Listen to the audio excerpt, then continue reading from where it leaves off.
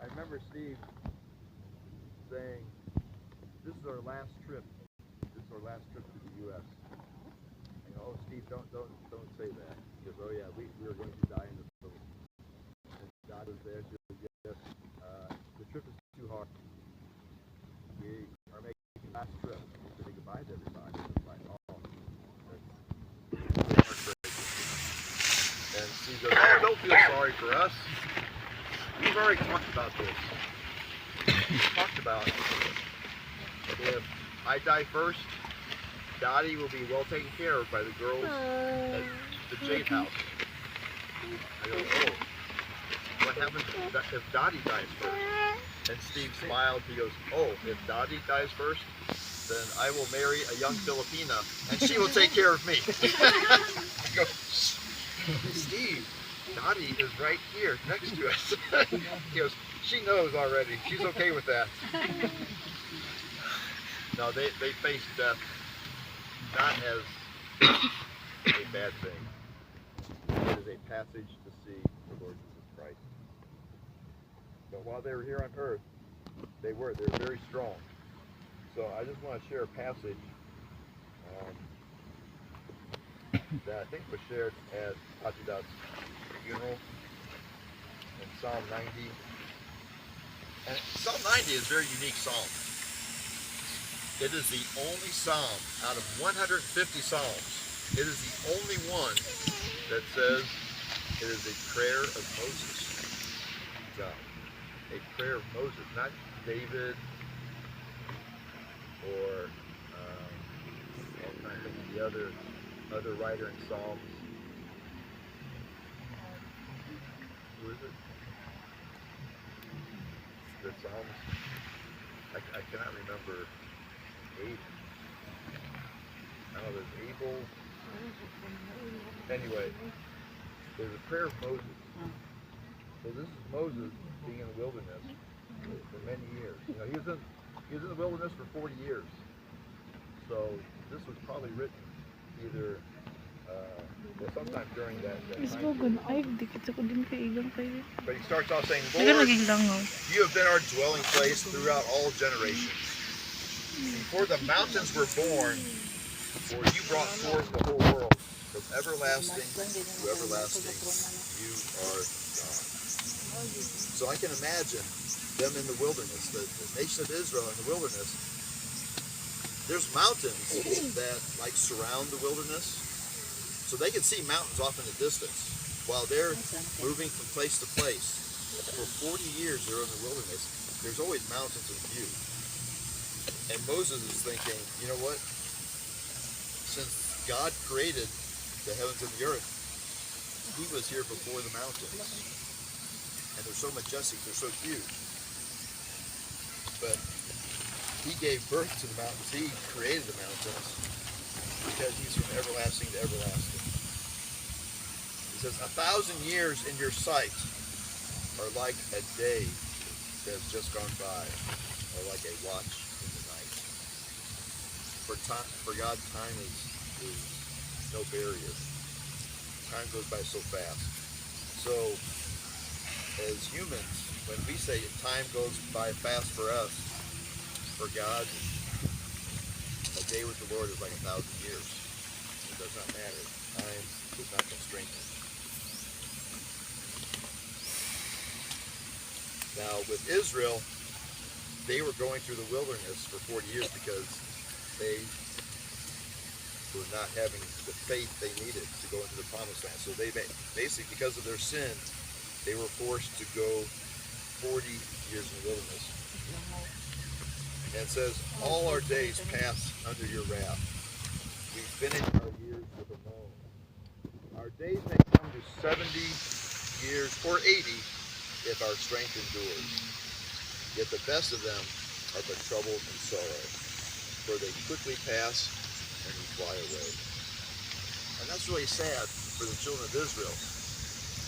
They know that the typical lifespan, it's not a promise that you'll live 70 years or 80 if you're strong. It's not a promise. It's just, that's typical. Our bodies are made to live that is a typical life. Some will be much shorter. Some will live to be 70 or 80. Some will be longer. but to say that the best of them, the best years of their lives are but sorrow and trouble. That's really sad. Because I know Ate, Dot, and Kuya Steve loved being here in the Philippines. Every time they came back to the U.S. and they had Bible Chapel, they just told us how wonderful the people are, how wonderful the culture is, the community. God's ministry is so powerful. And so I got to hear all these stories, and I can't remember them because I was just a kid when they were coming back when I was a teenager. And then I left the chapel because I had gotten jobs in different states. So I was gone for several years. But they loved being over here. And people would ask them when they came back, oh, when are you coming back to the U.S.? I said, no, we're not coming back. We're staying here. I was like, wow, they're not just saying that, they really love being here in the Philippines. And they joked about becoming Filipina because they lived here, they learned the culture. But it's really amazing to think that our days here on earth are maybe around 70, 80 if we're strong. And I think about, we got Steve, he turned 80. He turned 80 in April of 2022. He died in May. He just turned 80. Because of his strength, he lived to be 80. But that was what the Lord called him home. And Ate Dot, she was born in August of 1942. So she turned 80 in August of 2022, and she died in October. She had just turned 80. And I remember talking to her on the phone. She was, Roger, you must come out here. You must come out here. She knew that there was going to be a birthday celebration for her in August. I said, I cannot make August. She said, okay, well come in September. Come in September because we have our 24th anniversary here at BFD. I was like, oh, I'm sorry, I cannot make September. I have to come in October. She says, no, that's too late. That's too late. I said, oh, I'm sorry, I have contracts with the U.S. government. The U.S. Air Force is depending on me. I cannot come. She goes, no, you must. I was like, no, I cannot. And that's the only time I told Ate Dot no. I was 9,000 miles away. I said, no, I cannot come. She knew she was dying. She knew she was dying. She knew the end was near. But she lived to be 80. So I think that's very significant that both Kuya Steve and Ate Dot lived to be 80. It shows that they were strong. And even though they fought illnesses and sickness, I mean, Dottie had sepsis. Her body was just being ravaged. But she stayed strong. And I could tell when I came out here, basically 3 years ago, within the past week, 3 years ago, she knew she was going to die.